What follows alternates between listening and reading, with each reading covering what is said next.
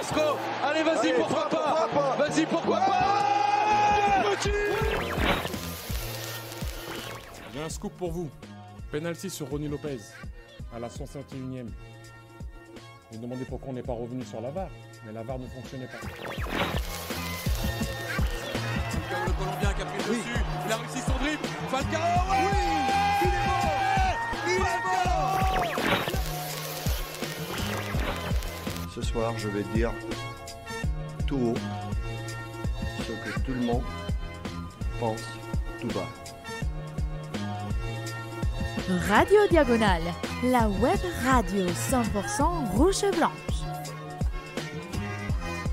Eh bien, bonjour, bonsoir à toutes et tous. On se retrouve pour ce Club Mounégou pronostic 3e du nom. Et avec moi, il y aura Damien, Quentin et Boris. Bonsoir, messieurs. Bonsoir. Et bonsoir à tous. Salut. Vous en avez l'habitude maintenant, 3e édition donc, de ce Club Mounégou pronostic qui nous permettra de faire un Club Mounégou bilan de fin de saison et de revenir donc sur les pronos auditeurs et sur nos pronos radio diagonale sur la saison donc, qui va s'écouler. Pour votre information, on a fait les votes et nous-mêmes on a voté, bon, à l'exception évidemment d'un vilain petit canard qui est toujours en retard. On a voté avant le match de jeudi et avant donc, le premier match de Ligue Europa. Donc forcément les deux derniers matchs on les avait pas encore en tête, donc peut-être que certains joueurs ont pris certaines avances dans certaines catégories, on aura évidemment le temps d'en reparler. En tout cas messieurs, on va commencer par les pronos collectifs et on va commencer même de manière un peu plus précise par la Coupe de France. Les auditeurs, la Coupe de France, vous nous voyez éliminés en majorité et en moyenne en demi-finale. Ça sera 8e de finale pour Flo, l'écart pour Damien, Quentin, Pierre, Patrice et moi-même, la demi-finale pour Boris et Arthur, et enfin Adrien, le plus optimiste d'entre nous, nous voit finaliste mais perdant. Messieurs, qui a envie de se lancer pour ce premier pronostic ? Je vais me lancer du coup pour amener la voie un petit peu de l'optimisme, puisque à part Adrien, alors tu me diras, je sais pas si perdre en finale finalement c'est un bon scénario en coupe, c'est peut-être pas plus mal de sortir plus tôt, mais ouais, moi j'ai mis demi-finale un peu à la moyenne dans le sens où on fait quand même toujours des parcours, enfin toujours, assez souvent des parcours honnêtes, je trouve, en Coupe de France. On n'est pas le genre d'équipe à se faire upsetter par une équipe vraiment plus faible, de division inférieure. On est en général assez sérieux dans ces compétitions-là.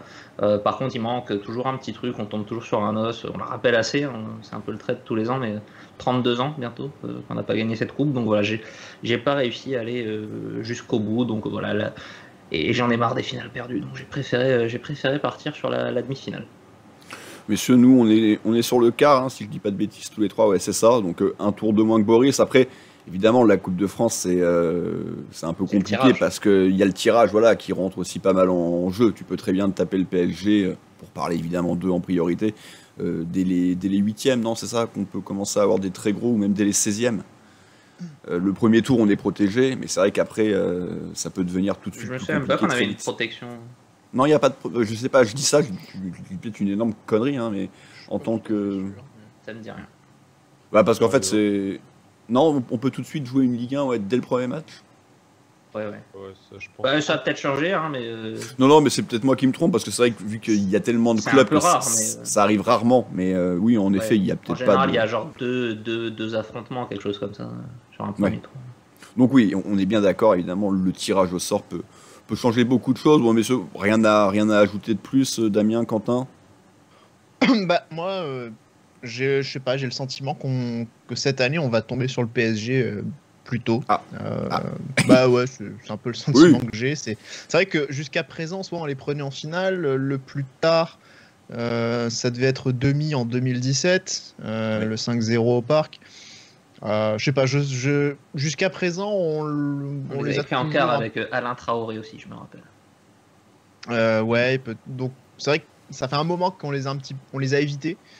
Et on n'en a pas profité. Dans les tirages, sauf un. Et on n'a pas su en profiter comme l'an dernier, parce qu'on les a évités et ils étaient plus là. C'est surtout ça le truc. Ils étaient plus là en plus, on n'en a pas profité exactement. Voilà.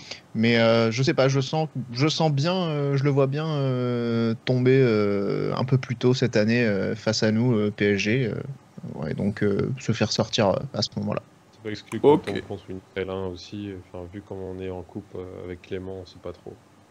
On sait jamais. Oui, bah, de toute façon, ça sera, on le rappelle, hein, ça sera après la Coupe du Monde, donc il se sera passé. De toute façon, c'est une saison très particulière, hein, avec cette Coupe du Monde au beau milieu, même si on va pas être, nous, énormément concernés, on en parlait avant l'émission, mais on va quand même avoir quelques joueurs à la Coupe du Monde, a priori. Et en plus, par contre, d'autres équipes seront plus impactées, donc saison qui est peut-être un peu plus compliquée que les autres à pronostiquer. L'Europe maintenant, messieurs, alors, ça va être assez simple parce que chez les auditeurs, vous nous voyez à 70% finir premier de la poule d'Europa League. Encore une fois, je le rappelle, hein, c'était avant cette victoire à l'extérieur, donc c'est vrai qu'on est plutôt bien parti. Et quart de finale, tout le monde de Radio Diagonale, donc on est 8 à nous voir premier. Damien, tu nous vois deuxième. Damien, d'ailleurs, tu nous vois perdre dès les, non pas 16e, mais c'est vrai, barrage. Flo, Boris, Pierre, Quentin, c'est les 8e. Pour Patrice, Adrien, Arthur et moi-même. C'est un tour de plus que l'année dernière, c'est donc une élimination en quart de finale. Bah Damien, du coup, j'ai envie de te lancer toi, parce que c'est toi qui es le plus pessimiste, parce que deuxième du groupe, et en plus éliminé, donc du coup, contre une équipe reversée de C1. Et c'est vrai que du coup, là, c'est un peu plus compliqué. Ouais, tu as bien fait de le rappeler, hein, on a fait ça avant le match contre l'Étoile Rouge, où je ne voyais pas forcément gagner en plus. Tout n'est pas fait, même avec une victoire, quoi. Ouais, c'est certain, mais c'est vrai que ça met peut-être un petit peu un coup à mon prono, hein, pour le coup. Mais ouais, j'imagine des déplacements assez compliqués. Je sais pas si on est capable de bien gérer les 2 rencontres par semaine. J'ai pas vraiment de certitude encore sur ce groupe-là à ce niveau. On a vu que l'an dernier c'était un vrai problème et que ça allait mieux bizarrement quand il y avait plus qu'une seule rencontre dans la semaine. Donc je suis pas certain que je sais pas si ça ira mieux, si ça a été réglé. On verra. Donc j'ai fait un petit peu le pari de mettre deuxième. Après voilà. Étoile Rouge, Trabzonspor, ça peut être des déplacements assez délicats. J'imagine qu'on va perdre des plumes sur certains. Mais peut-être que ça suffira quand même malgré tout pour finir en tête. Et après, ouais, surtout là, je suis resté aussi sur les Braga, où à force souvent de nous voir plus beaux et plus forts ou favoris, on se rend compte que ça suffit pas.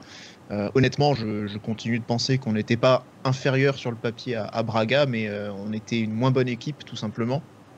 Et on s'est fait éliminer en 8e de manière, je vais pas dire de manière piteuse, parce qu'en plus la double confrontation a été horrible de notre part. Donc d'ailleurs je m'étais bien énervé après le match retour. Mais donc voilà, je vais même pas, j'ai pas de super envie de pronostiquer un beau parcours européen, parce que j'y crois tout simplement pas en fait. Je suis trop échaudé aussi par la dernière campagne européenne où on aurait dû faire beaucoup mieux et voilà. Et l'élimination face au PSV aussi m'avait un petit peu conforté quand même. C'est-à-dire face à une équipe qui joue quand même un peu plus que l'Étoile Rouge, mais qui a des qualités, ou en tout cas un niveau peut-être un peu similaire au nôtre. Ça passe pas, quoi. Même si dans le jeu on a été un peu meilleur, le résultat c'est qu'au final t'es éliminé. Et voilà, donc sur des matchs. On n'avait pas encore Camara, et quand on voit les buts qu'on prend. Ouais. Là, et on avait surtout Matarazzo, en fait, j'ai envie de dire. C'est pas seulement ça non plus. Mais bon, du coup, voilà, je ne pronostique pas du tout un parcours européen intéressant pour nous cette année. Surtout que la Ligue Europa, on a vraiment du mal à se motiver, ce qui est un peu dommage. Hein. Mais j'ai l'impression que ça motive un peu toujours moins les joueurs, et j'ai l'impression que ça va pas donner grand-chose cette année. Ok, Quentin, Boris, vous c'est le même prono que l'année dernière, premier de poule et éliminé du coup dès les 8e. Donc pas très... On rappelle quand même, la poule, en tout cas sur le papier, semble bien inférieure à celle de l'an dernier. On l'a bien commencé, on le savait pas encore une fois avant de pronostiquer, mais c'est vrai qu'on peut estimer qu'on a quasiment fait le déplacement le plus compliqué et qu'on l'a remporté. Malgré tout, ouais, vous nous voyez chuter dès les 8e. Il n'y a pas de raison, je pense qu'on finisse pas premier dans une poule qui peut un peu s'aborder même entre eux. Hein. On voit bien que les matchs, ça donne un peu du n'importe quoi. Il y a eu des buts à chaque occasion là, au Trabzonspor, etc. Là. Donc ouais, je me dis qu'il n'y en a pas un qui va être meilleur, qui va faire un meilleur parcours que nous dans ce groupe. Et oui, après, pour ce qui est de l'élimination en 8e, moi je nous vois justement récupérer un 3e de Ligue des Champions valeureux et tout simplement qui sera au-dessus de nous. Ouais, les groupes de Ligue des Champions là cette année, moi j'en vois. Enfin, si on imagine un peu les 3e, voilà, pour moi ils sont quasiment tous au-dessus de nous dans le niveau, au niveau de ce qu'ils proposent cette saison. Alors après, peut-être qu'on va évoluer, peut-être qu'on va monter en puissance avec Camara, tu l'as dit, etc. Mais ouais, j'ai du mal à m'imaginer. Voilà. Je rappelle que quand même, on était content du tirage de Braga. Bien sûr. On était super. Voilà, comme tu disais, on était un peu plus. On se voyait trop grand, trop fort. Je sais pas, mais en tout cas, on était tellement contents qu'on se disait que c'était pas possible. C'était pour nous cette année, je sais pas quoi là.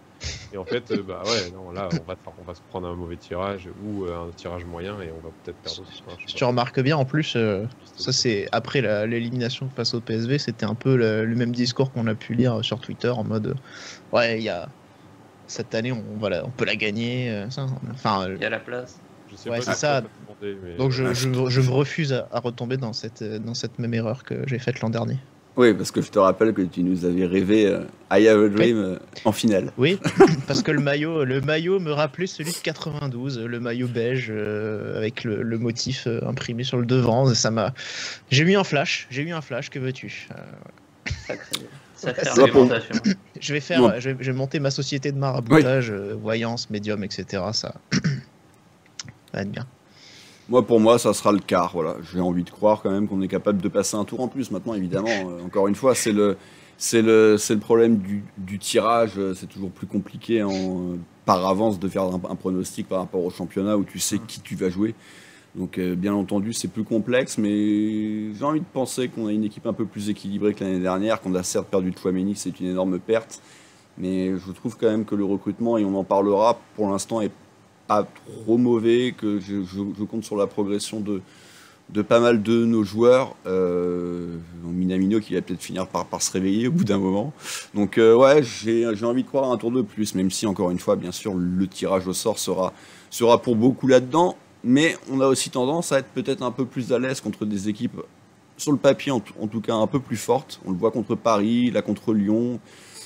Donc à voir, est-ce que ça sera vraiment la meilleure idée de prendre une entre guillemets petite équipe? Je sais pas. Et enfin, pour terminer, c'est la Ligue 1. La Ligue 1, on reste, on le rappelle, sur 2 troisième places frustrantes, particulièrement celle de l'an dernier, qui s'est jouée dans les tout derniers instants. Du coup, les auditeurs, vous continuez de nous voir 3e, 69 points. L'année dernière, si je dis pas de bêtises, on finit avec combien? 68? Si ma mémoire est bonne, je crois que c'est ça. C'est une 4e place pour Arthur, Patrice, Quentin, Flo et Damien, et tout se joue entre 64 et 69 points. La 3e pour Boris, Adrien et moi-même, c'est du 70 et du 72 pour Boris. Et Pierre, un peu plus optimiste, nous voit finir second avec quand même 76 points. Donc je crois que 76, c'est plutôt sur ce qu'on était la plupart de l'année dernière. En tout cas, moi-même, Boris, je crois qu'on était dans ces eaux-là, second aux alentours des 75 points. Globalement, vous êtes tous du coup sur un petit coup de moins bien de ce qui était pronostiqué, et sinon, en termes de réalité, sur ce qu'on a fait l'année dernière, quoi. Grosso modo. Ouais, moi, je me rends compte, du coup, j'ai un peu pronostiqué la même que la saison dernière, c'est-à-dire demi-finale de Coupe de France, 8e Europa League et 3e en Ligue 1. J'ai pris le papier calque, mais parce que malheureusement, je trouvais que la saison a redémarré pareil. Oui. J'ai été moins pessimiste finalement que d'autres, parce que je suis... Et les derniers matchs, encore une fois, on les avait pas, mais ont plutôt confirmé. Je pense que la saison est enfin lancée, et je pense que ce retard à l'allumage, je pense qu'on va le payer, et donc c'est pour ça qu'on sera toutefois pas 2e, ce qui devrait être l'ambition en termes de progression du club. Mais je suis pas inquiet non plus outre mesure sur le fait que l'équipe trouve maintenant une bonne carburation et soit grosso modo au-dessus de quasiment toutes les autres équipes. Je pense que Marseille a à la fois pris une bonne avance et en même temps a l'air assez coriace, a l'air de l'équipe assez chiante, et je pense va être assez efficace cette saison. Et du coup, je les vois bien conserver cette 2e place. Par contre, derrière, je suis pas trop inquiet, peut-être même moins que les années d'avant, notamment sur Nice et Rennes par exemple. J'ai pas l'impression, j'ai l'impression qu'on a vraiment le plafond de verre. Il y a plutôt les inconnus pour moi seraient plutôt sur Lyon et voire peut-être Lens si eux un jour continuent leur progression, ils tapent toujours aussi à un moment donné la tête. Est-ce qu'à un moment donné ils vont réussir à aller un peu plus loin? J'en suis pas convaincu. Et puis Lyon, bon, on l'a vu hier, hein, je pense qu'on peut être supérieur à cette équipe. Donc voilà, je reste assez confiant entre guillemets, parce que je ne suis pas forcément hyper satisfait d'une 3e place, mais voilà, je pense que l'équipe a les moyens de maintenir une certaine constance là-dedans et d'aller chercher quand même un nouveau podium. Et j'ai mis un peu plus de points que l'an dernier, j'ai pris ça en référence en me disant qu'on allait se réveiller un peu plus tôt. Je suis pas sûr qu'on refasse une série comme celle de la fin de saison, mais je nous vois un petit peu en avance par contre à la mi-saison. Je pense qu'on se sera réveillé un peu plus tôt et qu'à partir de maintenant là, on va commencer à pas mal enchaîner. Donc voilà, je pense une saison plus équilibrée, on va dire. On a, à la même époque l'an dernier, on a 3 points d'avance, parce qu'on a 11 points, on en avait 8 l'an dernier après 7 journées, et sachant qu'en plus, on s'en rappelle, hein, l'année dernière, c'était le fameux mois d'août où on devait faire 12 sur 12, parce que c'est vrai que sur le papier, c'était des petites équipes. Encore une fois, on en revient à ce truc-là, hein. On a a priori un peu plus de mal quand il s'agit de faire le jeu. Donc là, on a pris des gros... On va perdre des points alors. On a pris des gros, hein, à l'exception de 3, et pour le coup, en plus, c'est notre plus grosse branlée, même si on le rappelle dans un contexte un peu particulier. Donc on verra. Damien, Quentin, vous, bon, en termes de points, on est sur l'an dernier, hein, parce que 67-69, c'est dans le même débat. Par contre, vous nous voyez donc perdre une place, donc au moins, on s'empêche l'élimination piteuse du mois d'août. En fait, moi, après Nice, je voyais Lyon devant, très clairement, je voyais Paris, Marseille, Lyon. Oui. Mais là, après Lyon, du coup, forcément, pareil, c'est un match qui remet un petit peu en cause mon pronostic. Je pense que finalement, Lyon, c'est pas l'équipe, de ce que j'ai vu en début de saison et de ce qu'on a été capable de faire contre eux. C'est pas finalement l'équipe qui va beaucoup mieux. J'avais l'impression que, alors qu'en fait pas tellement. Donc ça me semble pas une équipe guérie totalement. Et ils ont des gros problèmes défensifs. Ouais. Ils ont pas notamment remédié à ça en plus pendant le mercato. Ils ont aussi un attaquant qui est pas muet devant le but, mais plus devant les micros. Oui. ce grand moment de télé, oui. Ouais. Bon, blague à part, oui, alors voilà, honnêtement, c'était plus après le match de Nice, en voyant le match, où je me suis dit non, mais si on fait ça toute la saison, c'est pas possible, quoi. Et contre Lyon, finalement, ça a été beaucoup mieux aussi, mais comme l'a dit Boris, là, on a eu vraiment les plus gros matchs. On aura Marseille en journée 15 ou 16, en mi-novembre. Là, maintenant, on va attaquer les matchs en théorie un peu plus facile, Reims, Nantes, Montpellier, Ajaccio. Angers, toutes ces équipes-là, Ajaccio. Alors Ajaccio, c'est 3 points. C'est facile quand même. Ajaccio, c'est 3 points obligatoires. Mais normalement, en théorie, c'est 3 points. Mais voilà, on sait que Monaco, c'est une équipe qui a beaucoup de mal à jouer, à être dominant, ou en tout cas lorsqu'il s'agit de faire le jeu, à trouver des solutions. Donc pour l'instant, ça marche plutôt bien contre les gros, même si le total de points est pas vraiment satisfaisant aujourd'hui, même s'il est en progression par rapport à la saison dernière, mais il y a quand même un sentiment très mitigé. Mais si on regarde de plus près, au final, on perd pas contre Nice, on perd pas contre Lyon, même on gagne contre les deux, on perd pas contre Paris. On perd contre les deux petits. Enfin, les deux petits entre guillemets, parce que Lens, je veux bien qu'il y ait un débat, mais sur le papier, Lens, c'est quand même inférieur à Rennes pour moi. Ouais, après, c'est meilleur que Strasbourg. Mais il y a un match avec Strasbourg, même si Strasbourg rate complètement son début de saison.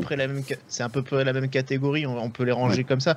Mais c'est vrai que par rapport à Rennes et en plus à 10, on sait qu'il y a des circonstances atténuantes. Donc finalement, face à ces gros-là, on a soit gagné, soit limité la casse. Mais c'est effectivement, tu parlais de 3 où on s'est ramassé. Alors, encore une fois, carton rouge, c'est clair qu'il y a peut-être des choses à remettre en considération vis-à-vis de ça.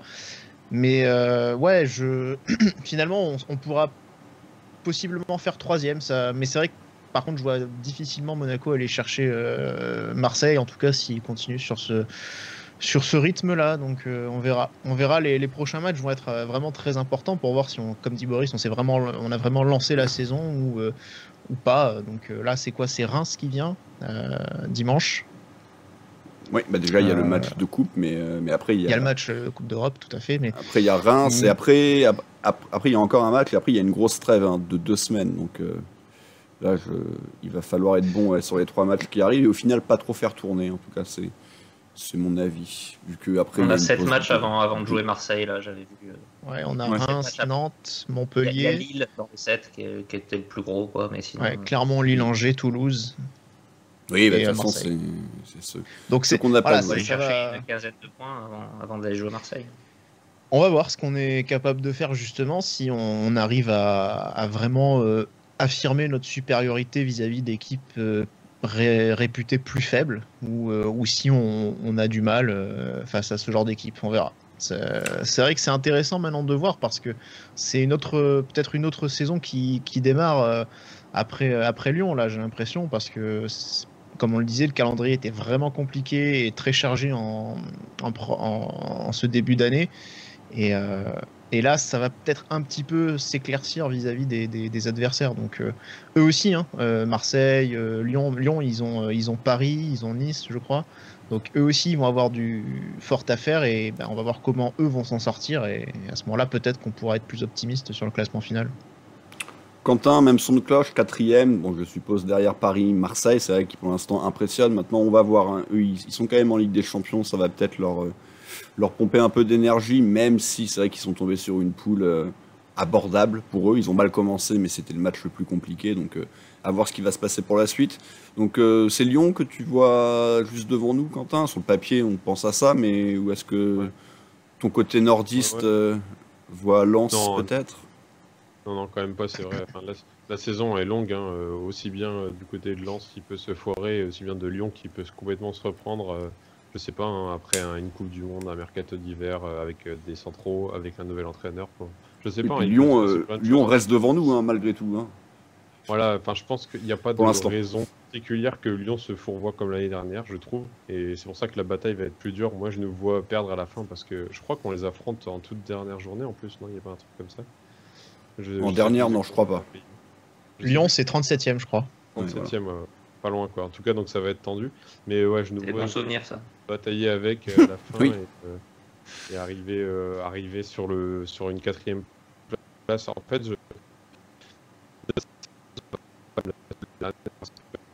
qu'on fasse pas encore n'importe quoi pendant 6 mois et qu'ensuite on fasse une série de 10 victoires. On fait Lille, Lyon, Rennes. Et ensuite Toulouse. Voilà. Vu le calendrier aussi, je pense qu'on va être plus régulier dans l'irrégularité, en quelque sorte. C'est-à-dire qu'on va gagner des matchs, on va en perdre, mais on va pas refaire de série de défaites, de série de victoires. Ça va être un peu compliqué aussi avec tous les matchs.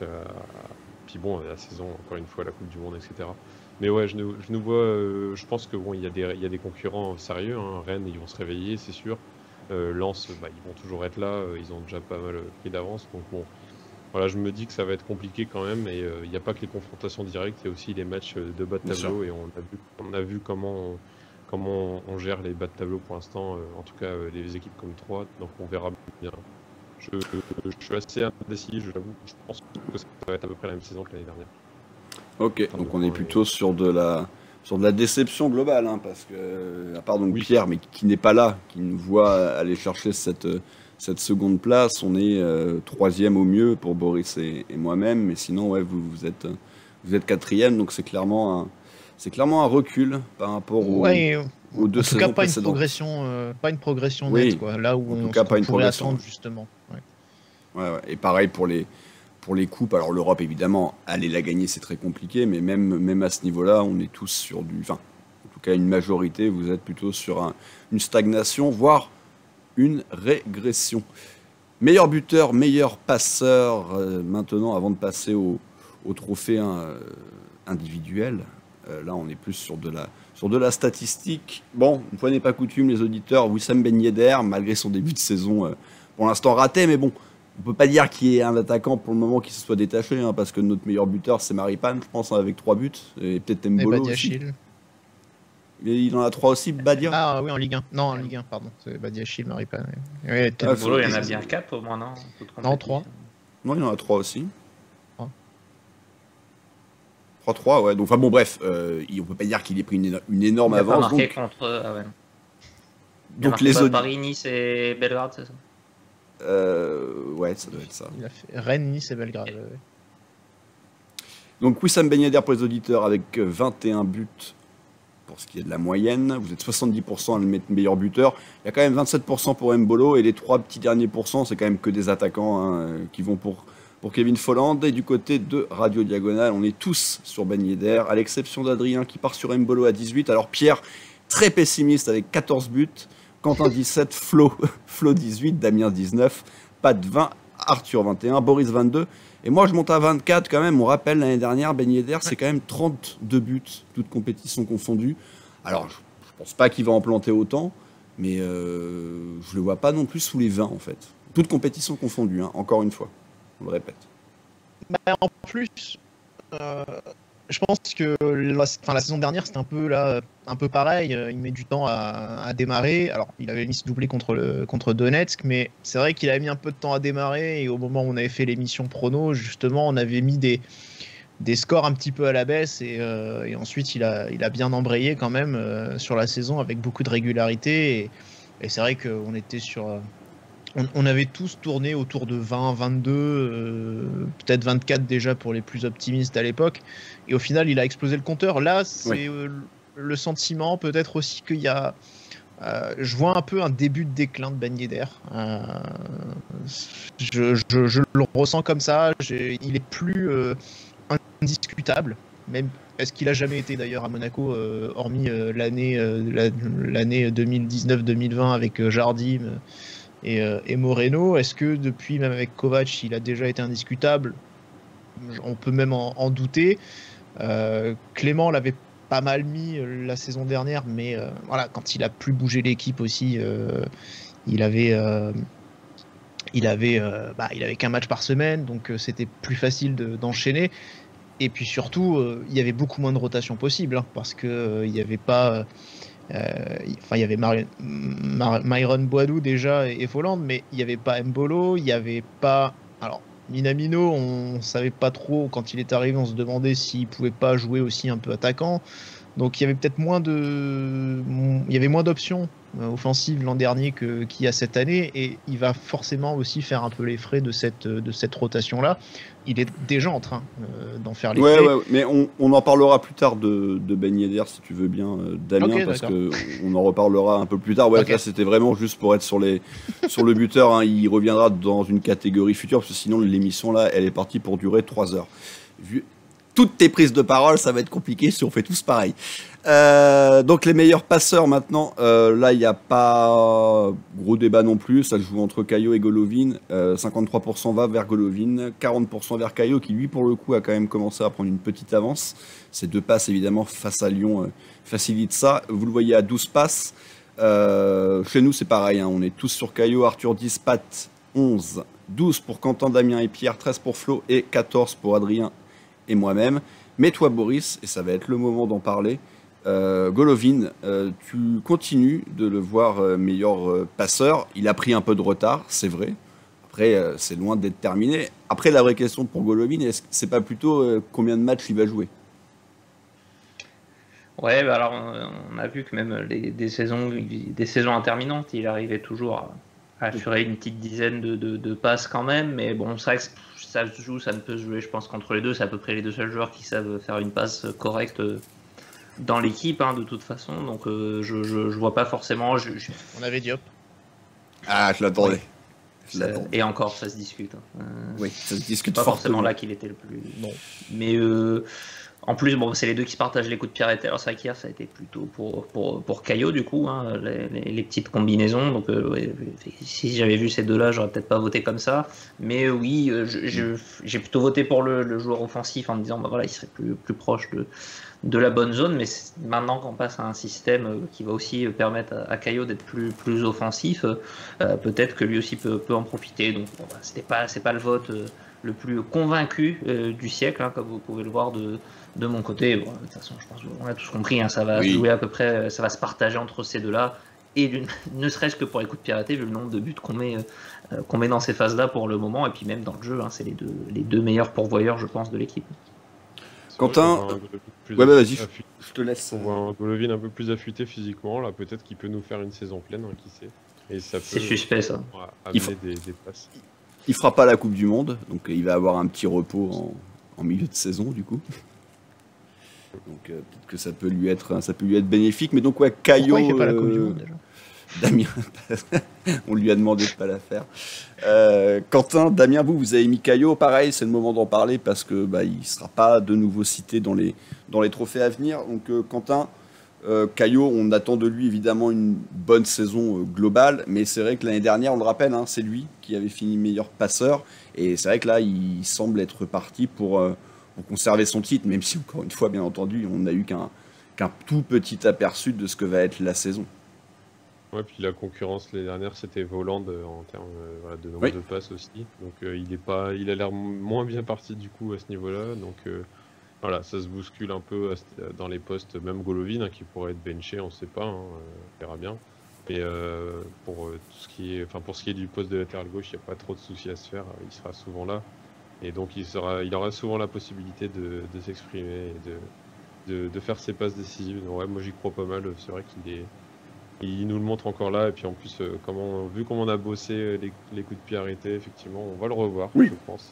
Je pense que la clé, elle est... Tu l'as bien dit, Boris, je pense que la clé, elle est vraiment là. Notre faculté, depuis le début de saison, à marquer sur coup de pied arrêté est à la fois inquiétante, parce que dans le jeu courant, c'est plus compliqué, mais en même temps, les coups de pied arrêtés, c'est une vraie phase de jeu. Ça se travaille, et tant mieux pour nous si on est très bon sur ça.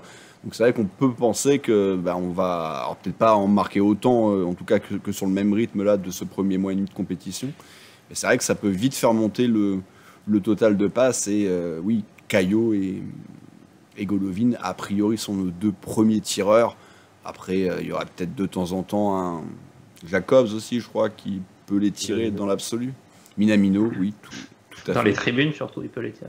Oui, après, bon, voilà, mais il peut le faire dans l'absolu. Donc, mais oui, s'il n'y a pas de blessure, on est d'accord, c'est un peu comme pour le meilleur buteur. Il semble assez évident que ça va se jouer entre les deux. Voilà, on a terminé donc pour ce petit interlude sur passeur et buteur, et on va pouvoir maintenant rentrer dans le gros de l'émission, tout simplement, messieurs, à savoir les Oscars, les récompenses individuelles, celles qu'on le pense en tout cas, qui seront pour ces joueurs-là. On va commencer par la meilleure recrue.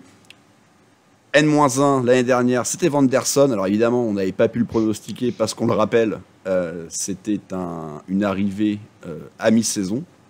Mais il avait été plébiscité en fin d'année. Là, cette année, Camara, 90% des suffrages. Je suis étonné quand même que ça soit autant. Je m'attendais à quand même avoir Mbolo un peu plus voté. Même si de l'autre côté, au final, pareil, on est quasiment tous sur Camara. Pierre et Adrien vont sur Mbolo. Donc, messieurs, qui ont envie de parler de Mohamed Camara, c'est le moment d'en parler. Qui est un peu la recrue qu'on attendait. Parce qu'on le répète, on a perdu notre meilleur élément, Tchouaméni. A priori, on n'a pas fait la même erreur, ou en tout cas, on n'a pas autant galéré que lorsqu'il avait fallu remplacer Fabinho. Pour l'instant, c'est très prometteur ce qu'il fait. Donc, non, la seule erreur qu'on ait fait, c'est de le recruter au 15 août, alors qu'on avait un tour préliminaire le 2 août qui commençait. Mais moi je l'ai mis. Bon, après, c'est peut-être effectivement. Enfin, on peut peut-être penser que Mitchell est de bonne foi quand il dit qu'il était peut-être pas disponible ou pas à ce prix-là. Au début du mercato et que les choses se sont décantées plus tard, c'est possible aussi, mais bon, c'est le problème de l'anticipation. Petit interlude, alors par rapport au club, c'est une chose, mais pour le coup, je trouve ça plus compliqué de faire venir un joueur en lui disant de toute façon, maintenant on sait qu'on sera pas en C1, que de le faire venir avant en se disant on peut être en C1. Enfin, je sais pas, ça peut me motiver. C'était d'ailleurs ma question, la question que je lui ai posée en conférence de presse. Tu vois. En lui disant, est-ce que finalement que le fait qu'il n'y ait pas de C1, ça l'a fait réfléchir à deux fois. Ouais, en tout cas, moi je serais joueur, j'aurais plus de facilité à venir dans une équipe qui va peut-être faire la C1, où là je suis sûr qu'elle la fera pas, tu vois. Mais bon, bref. Mais bon, en tout cas, voilà, ça c'est encore un autre débat. Toujours est-il que oui, je pense que quand on voit, déjà, il n'y a pas beaucoup de recrues. Sarr, on en parlera un petit peu plus tard. Ça a l'air prometteur, mais pas au point d'être une meilleure recrue. Minamino, ça a l'air prometteur pour pour autre chose, pardon. On en parlera. Mais c'est vrai que ça va se jouer. On va pas compter Didillon qui jouera jamais. Oui. On va donc se concentrer sur Mbolo et Camara qu'on a vraiment pu voir depuis le début de la saison. Et c'est vrai qu'en fait l'impact de Camara au milieu de terrain a été assez immédiat. Mbolo aussi a eu un impact immédiat dans l'équipe, c'est certain. Mais voilà. Le milieu de terrain, c'est vraiment un secteur clé. Et voilà. Alors là, contre Lyon, il y a eu une performance un peu plus moyenne. Peut-être qu'il a manqué un peu de jus, un peu de peps, parce qu'il a pas mal enchaîné, alors qu'il n'a pas eu de préparation du tout. Faut le prendre en considération. Il n'a pas du tout joué depuis début juin quand il arrive. Donc voilà, il a besoin de récupérer du rythme, mais je pense que voilà, on va avoir une vraie différence au milieu de terrain avec lui. En plus, il a un joueur à côté qui a franchi un palier. Et donc, je pense que ouais, ça va vraiment être la meilleure recrue, à mon avis, du mercato, parce qu'il est assez complet. Mbolo a une belle... il est assez surprenant. Je veux pas trop en parler pour ceux qui l'ont mis, enfin, il y en a encore qui sont pas là. Mais c'est vrai que je m'attendais plus à une grosse, un peu une brutasse, brute un peu épaisse, très physique, mais pas forcément un bon technicien. Il sera dans un autre, Voilà. dans un autre trophée. Au final, je suis assez surpris quand même par lui, mais je pense que Camara a l'air d'être aussi quand même un joueur un peu plus complet. Il est très bon à la récupération, il est capable de bien se projeter aussi. Donc il y a plein de qualités et je pense qu'on va vite se rendre compte qu'au milieu de terrain, il est indispensable à mon avis. Petite question, Boris, si on avait fait cette émission et si on avait recruté du coup nos 5 recrues le même jour et on fait l'émission sans avoir vu un match, sans avoir rien vu, est-ce qu'on n'aurait pas mis Minamino comme meilleur recrue, très honnêtement? Est-ce que c'était pas celui qui avait le CV, le pédigré le plus gros de tous? Ouais, je vois ce que tu veux dire. Sur le papier, je pense qu'on était à peu près tous séduits et ça oui. avait tout de la bonne idée ou du coup sympa, le plus sexy. Camara, je sais qu'il y a des gens dans cette émission qui l'avaient proposé au Fantasy Mercato, donc peut-être que ces gens-là l'auraient tout de suite. Mais ça restait une zone un peu plus inconnue, je trouve, effectivement, que Minamino. Il nous a séduit au bout d'à peu près 10 minutes de jeu. Donc la différence s'est vite faite entre les deux là-dessus. Mais oui, je pense que tu as raison, c'était le coup le plus sexy sur le papier. Mbolo, pour certains, était un inconnu, on le rappelle. Donc voilà, clairement... Malang Sarr n'a pas convaincu tout le monde, donc ouais, je pense que sur le papier, c'est celui qui nous a le plus hypé globalement dans la collectivité monégasque. Je pense que c'était Minamino, clairement.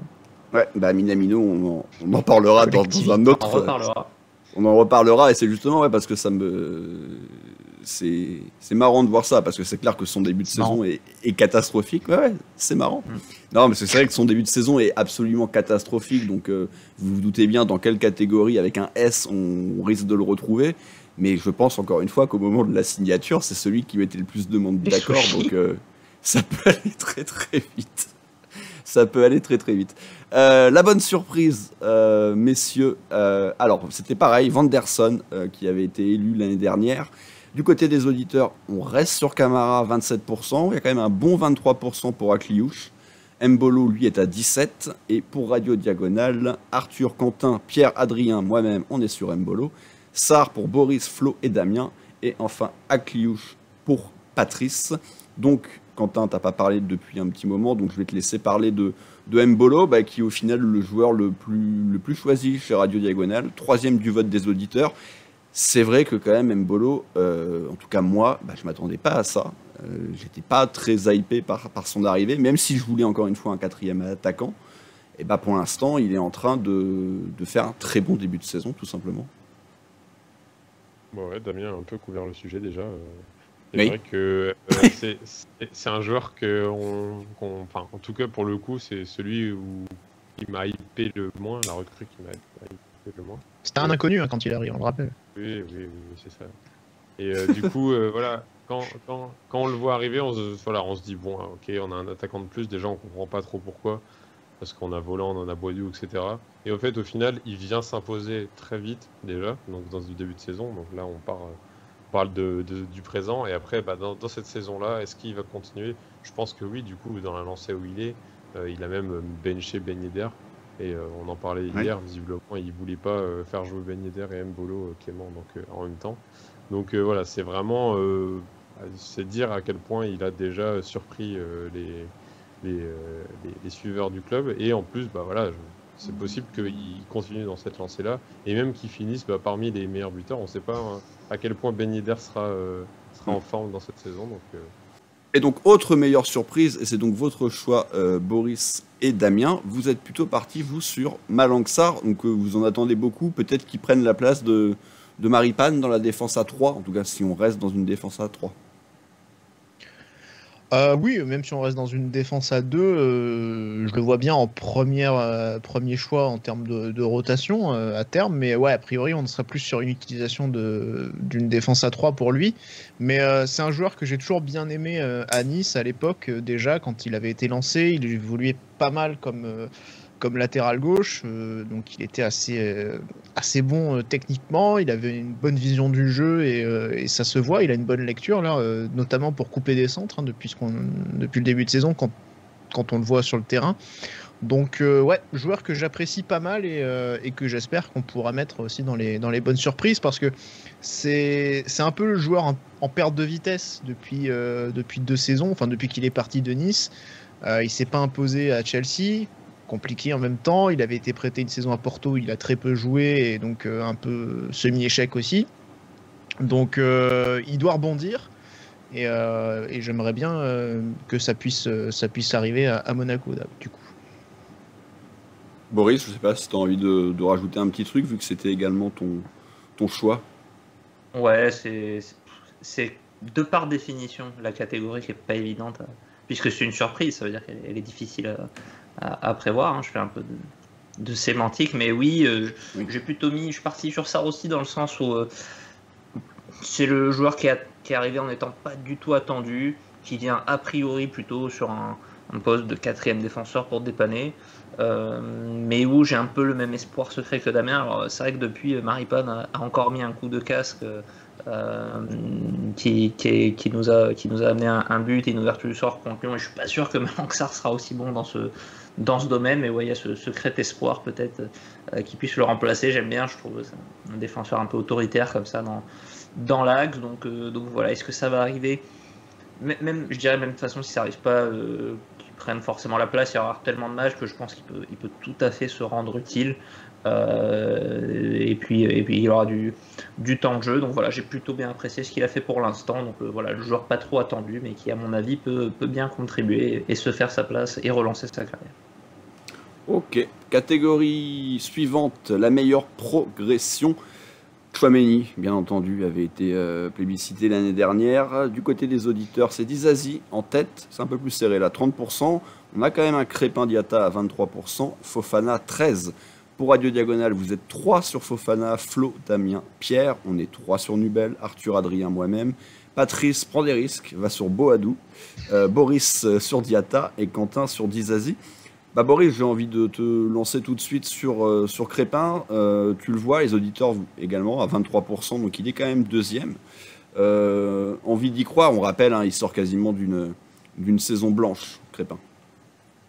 Ouais, je regrette déjà mon vote depuis le match d'hier où il m'a pas mal fatigué. Mais bon, dans le fond, le simple fait qu'il soit là et qu'il va être, et je sais pas s'il va être titulaire tant que ça, mais il est bien parti pour être 13e homme de cette équipe.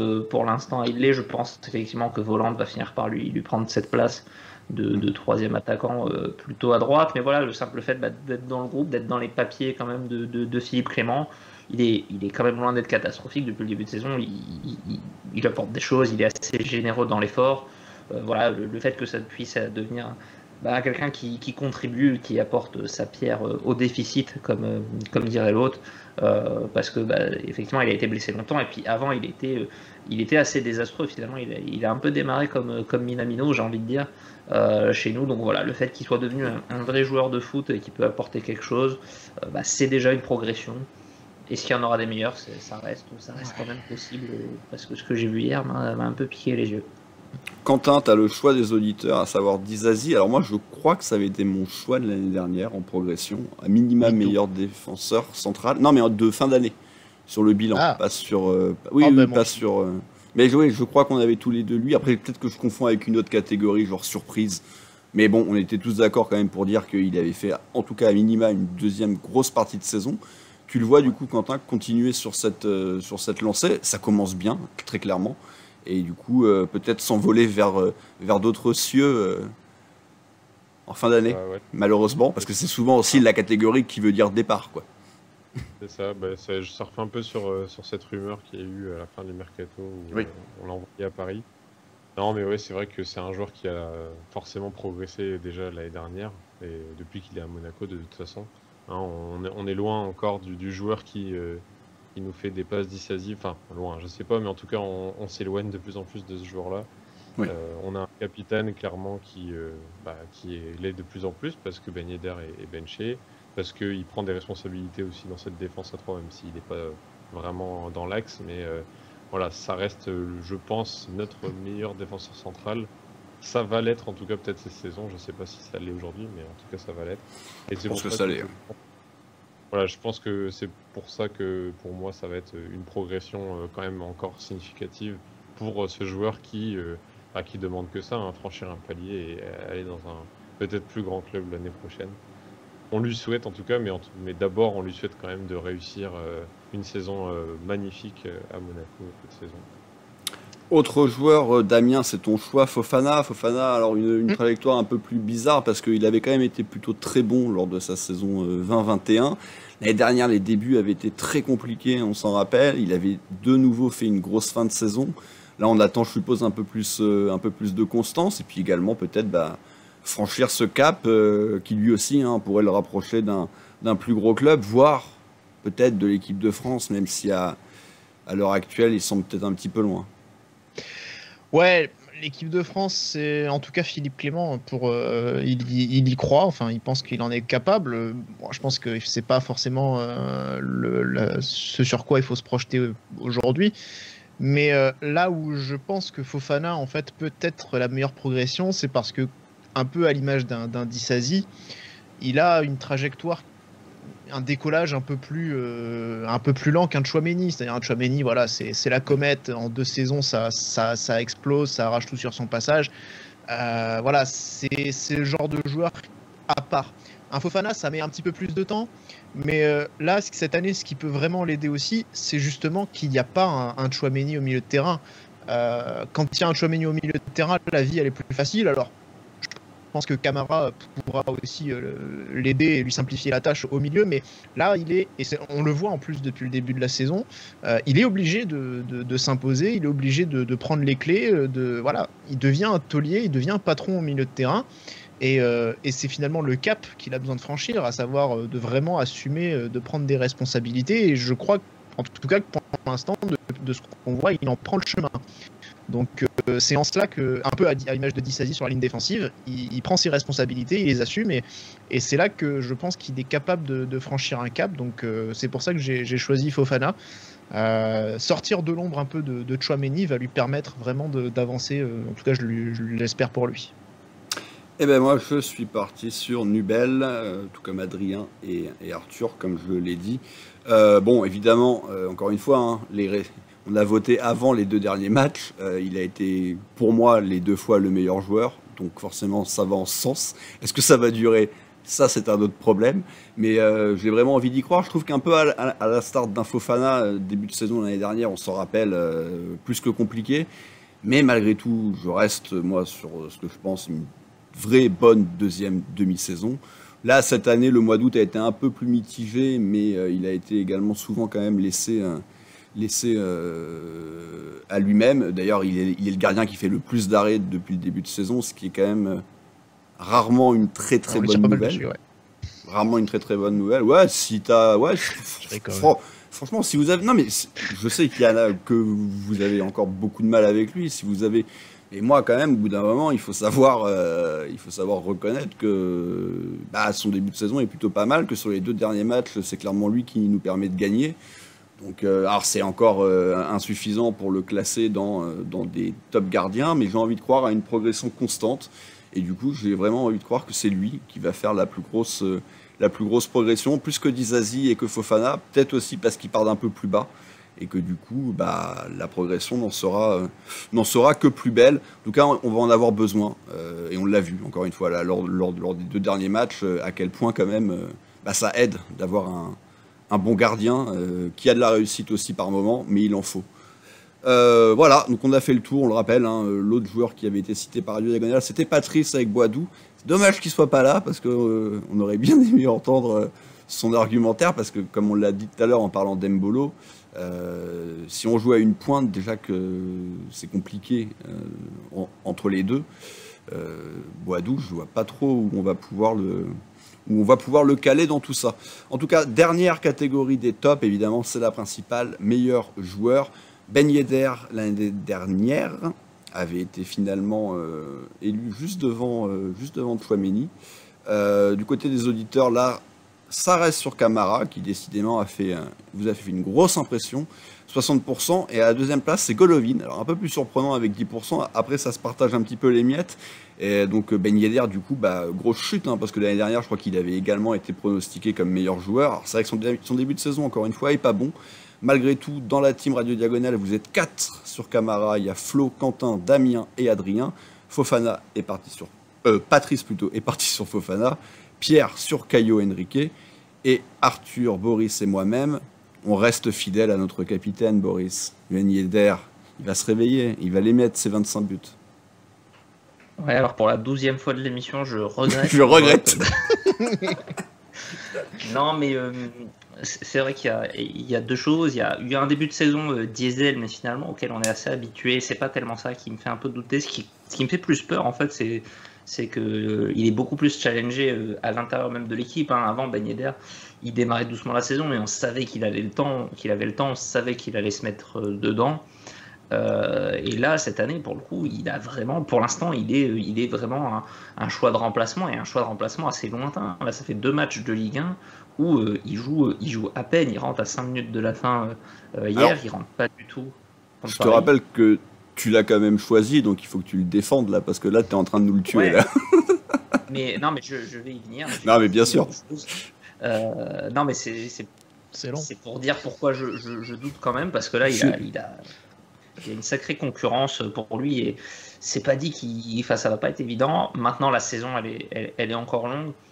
Dans le fond, je trouve qu'il y a, en fait, elle est pas si facile non plus à pronostiquer, parce qu'on a une équipe franchement homogène, je trouve. Et tu l'as dit, je pense que Camara a clairement joué sur sa bonne impression du début de saison, Ben Yedder sur son historique, et puis après c'est hyper nivelé, quoi. Oui. Les joueurs les plus costauds ont l'air d'être potentiellement Caio, Golovin, voire j'ai entendu un Fofana. Ça se défend. Je trouve que le 11 est assez homogène, c'est une force probablement de l'équipe. Donc j'exclus tout de même pas qu'il y a quand même un scénario où Ben Yedder, de se remettre tranquillement dedans, et que il soit un joueur potentiellement plus régulier, plus buteur qu'Embolo, qui nous apporte des choses, mais qui est peut-être pas non plus le meilleur finisseur de l'équipe. Donc voilà, Ben Yedder, ça reste cohérent avec les totaux de buts qu'on a pu citer. Je pense que ça reste notre joueur supérieur. Maintenant, il va falloir qu'il se batte et qu'il se fasse cette place dans l'équipe. Sur le début de saison avec la Coupe d'Europe, je pense qu'il y a des minutes il en aura quand même, mais par contre il va falloir débloquer le compteur assez vite, il va falloir se remettre en confiance. Mais voilà, je pense que ça reste notre meilleur joueur sur le papier. Il faut surtout pas qu'on le perde, il faut surtout pas que Clément le perde, quoi, sur ce début de saison. Puis on rappelle, il est donc à 74 buts depuis son arrivée à Monaco, donc il se rapproche du top 5. Il est plus très loin d'Ikpeba, Douy, tout ça, c'est à 77, 74. Falcao à 83, et le podium est à 89, si je dis pas de conneries, c'est d'Alger. Donc c'est largement jouable. Il va encore rester 3e. C'est quand même large. Il n'y a que 15 buts, j'ai envie de dire que c'est censé quand même être plus que faisable. Mais oui, c'est vrai que le début de saison est pas bon. Après, on se rappelle, l'année dernière, c'était surtout sur la deuxième partie de saison qu'il avait vraiment explosé les compteurs, qu'il avait enchaîné. On a moins de pénaltys cette année aussi, et puis quand on en a un, il est plus sur le terrain. Donc, même 2 dans l'absolu. Il est plus sur le terrain les 2 fois. Donc, du coup, ça peut pas être. Le problème, c'est qu'il n'est pas assez sur le terrain pour le moment. Oui, c'est également un problème. Bon, Camara, on en a évidemment longuement parlé lors de la meilleure recrue, donc ceux qui l'ont choisi comme meilleur joueur, bah, on a bien compris pourquoi. Donc on va maintenant pouvoir attaquer les flops. Les flops. Et on commence en miroir avec les tops. Donc c'est la pire recrue. Jean Lucas avait été élu à la surprise générale l'année dernière.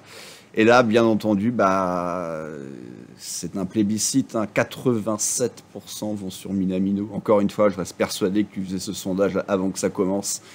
Il faisait même pas 2% et il avait 87 quasiment en meilleure recrue. Et c'était Mbolo qui serait en pire recrue. Ouais, ou Malang Sarr, je sais pas. Mais enfin bon, en tout cas, je pense vraiment pas que ça aurait été lui. Et du côté de RD, en même temps, on est raccord parce que je pense qu'il a pris une telle avance quand même dans la médiocrité qu'il va quand même falloir qu'il se réveille plus que sérieusement, parce que là, ce qu'on a vu, c'est pas que c'est mauvais, c'est que c'est absolument catastrophique. Donc il a pris quand même une vraie avance. Donc on l'a tous mis, à l'exception de Patrice, qui lui est parti sur Malang Sarr. Il a fait n'importe quoi, Patrice.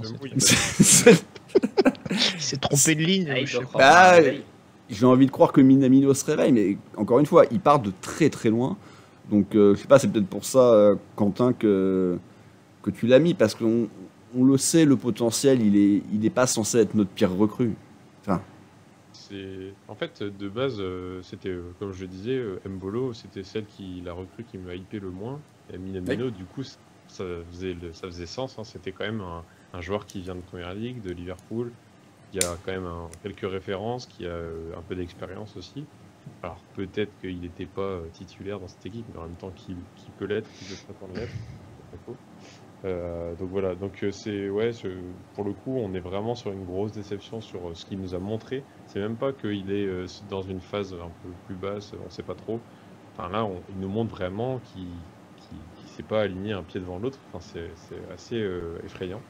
Et ouais, effectivement, on peut que imaginer qu'il va peut-être se réveiller, mais peut-être trop tard, peut-être pas à hauteur qu'on l'espérait. Et clairement, ça fait qu'à la fin, on aura un joueur déception, tout simplement.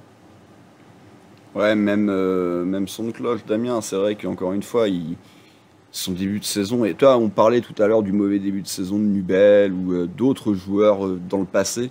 Moi, franchement, je crois que j'ai jamais vu ça, quoi. D'être aussi mauvais sur 5-6 matchs consécutifs, c'est quand même... là, il est particulièrement mauvais. Hein. Ouais, j'ai vu tellement de très mauvais joueurs à Monaco au milieu des années 2000 que je sais pas si c'est le pire, mais c'est vrai que c'est vraiment pas bon. Maintenant, je sais pas, est-ce que je suis vraiment étonné j'ai envie de dire non, parce que en fait ça a vraiment l'air de la mauvaise pioche en fait. Enfin, un mec qui était à Liverpool mais qui joue quasiment jamais, qui est plutôt bien et qui est efficace dans une équipe qui tourne très bien. Donc a priori, mais je crois qu'avec le Japon, c'est plutôt un leader aussi. Ouais, le Japon n'est pas une équipe qui, tu vois. Leader quand t'es remplaçant du remplaçant. Liverpool, oui. Ouais, je sais pas, est-ce que tu peux vraiment être leader et d'arriver dans un groupe et t'imposer comme ça, je sais pas. Après, lui, il doit parler anglais quand même, évidemment, donc ça doit être plus facile que s'il était arrivé directement du Japon. En plus, il est allé à Salzbourg, donc il parle un petit peu, il doit certainement aussi un petit peu parler la langue avec certains compatriotes, enfin, pas compatriotes, mais certains germanophones. Donc, son intégration, peut-être que en termes d'ambiance, tout ça, elle est peut-être pas trop difficile à faire. Il y a peut-être pas un trop gros choc pour lui, à mon avis. Mais le problème, c'est ça ressemble vraiment à la fausse bonne idée en fait, Minamino, pour moi. J'espère évidemment que ça va aller mieux. J'espère qu'il va nous faire mentir. On a vu contre Southampton, enfin plus contre l'Inter aussi. Qui avait beaucoup d'activités, qui n'hésitait pas à tenter sa chance, tout ça, mais on a l'impression qu'il n'est pas vraiment équipé pour le foot français, en fait. J'ai l'impression qu'il a pas sa place pour le foot en ligne. Pour le foot, peut-être pas, mais... Non, mais bien sûr, mais de ce qu'on a vu, c'est compliqué. Donc, même dans sa gestuelle, je crois que c'est avec toi qu'on en parlait la dernière fois, après le match de Prague. même dans sa gestuelle, ballon au pied, dans ses courses. Mais je pense qu'il est vraiment complètement perdu et que pour l'instant, il n'arrive pas à s'en sortir. Il va peut-être y avoir un déclic, un but. Il va falloir, je reste persuadé que ça reste quand même un joueur qui peut nous apporter des choses, mais ouais, pour l'instant, c'est... Il a fait une passe D. Ouais, il a fait une passe D, mais dans une défaite très sévère en plus, donc elle est passée à l'as. Et puis en plus, il avait été dramatique à côté de ça, donc... Ouais. Mais on sent que il a techniquement, il se débrouille bien, donc c'est un peu bizarre de le voir tout rater à ce point-là. C'est-à-dire que même des passes faciles à 3 mètres, il les rate. Donc ça, je pense qu'il y a quelque chose qui fait que c'est pas normal pour lui, pas habituel, et qui va sans doute, je pense, à un moment donné, rectifier le tir. Maintenant, je pense que là où il faut se méfier, c'est de ne pas avoir de trop grosses attentes sur Minamino, parce que Liverpool, parce que Coupe d'Europe, parce que champion d'Angleterre, etc. Et je pense que c'est là où il faudra faire très attention. À mon avis, il ne faut pas s'attendre à voir le Messi débarquer. On a vu de toute façon, je pense que les attentes là ont été très à la baisse, 87% d'empire recru. Je pense que même avant, il fallait pas s'attendre à voir un crack débarquer. C'est loin d'être le cas. Non, bien sûr. Et c'est pas un joueur qui fera au finalement, je vois pas un joueur au final très décisif ou qui va beaucoup impacter l'équipe. Désormais, la déception. Minamino, 40%. C'était Boadou l'année dernière qui avait été élu. Minamino, 40%. Il devance Ben Yedder, 23%. Radio Diagonale, Ben Yedder pour Adrien. Arthur va sur Matazzo. Flo, Boris, Pierre, Minamino. Et donc le fil rouge, Vanderson, depuis le début de saison, a été voté par Patrice, Quentin, Damien et donc évidemment moi-même. Quentin, donc Vanderson, qui a tout l'air de la grosse déception. Je l'ai dit il y a quelques minutes, l'année dernière, élu meilleure surprise, meilleure recrue. Et c'est vrai que pour l'instant, son début de saison est en deçà de ce qu'il avait montré et en deçà des attentes. Ouais, c'est ça. Ça va pile dans une optique de justement une surprise, un joueur qu'on voit bien se mettre dans le 11 durablement. Et en fait qui finalement régresse après bizarrement le lendemain de sa prolongation. Ça commence à lâcher des matchs un peu moyens, un peu bizarres. On le sent pas très bon défensivement, on le sent pas très bon même offensivement, alors que c'était un peu ce qu'on lui louait comme qualité, c'est qu'il pouvait jouer ailier. C'est vrai qu'on n'en a pas parlé tout à l'heure, mais sur les meilleurs passeurs, dans l'absolu, ça aurait pu être un mec qui aurait pu être à la discussion. On met tous Caillot très très haut, mais Vanderson l'année dernière, c'était pas si mal aussi dans ce secteur, et puis on n'y a même pas pensé, quoi. Les coups francs, non, mais c'est pour ça, c'est parce qu'il tire pas les coups francs. Il a pas un pied extraordinaire non plus, il est plutôt à l'instar de son... là, s'il joue piston là, dans le système qu'on voit là récemment. Je rappelle qu'il fait les 2 passes D en Coupe de France en demi-finale. Donc c'est pour ça il en avait quand même fait quelques-unes, quoi. Il peut, ouais. Mais il a plus ce rôle-là. Il est plus trop l'ailier. Voilà, c'est plus maintenant le piston, le latéral droit, tout au plus. Et en plus, il a une concurrence clairement sérieuse, qui est Aguilar. Pardon. En tout cas, ils sont du même niveau. C'est ce qu'on peut dire sur ce début de saison. Il n'y en a aucun qui arrive à se démarquer de l'autre, et plutôt dans le négatif, on va dire, que dans le positif. Damien, toi Boris, c'était sur Minamino, donc on va évidemment pas y revenir. Damien, pareil, Vanderson qui nous déçoit. Même si, encore une fois, je trouve que là, sur les 2 derniers matchs, ça a été un peu mieux, je trouve. Prague et Lyon, là, c'est pas exceptionnel, mais c'est mieux que ce qu'ils nous avaient montré sur le début de saison. Ouais, je me rappelle l'an dernier, j'avais fait le choix assez osé quand même de mettre Kevin Folland.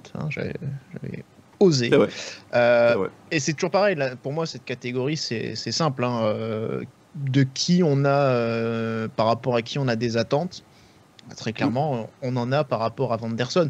J'en ai pas par rapport à Golovin, j'en ai pas par rapport à Nubel, j'en ai pas par rapport à plein de mecs. Parce que voilà, j'ai déjà acté leur niveau,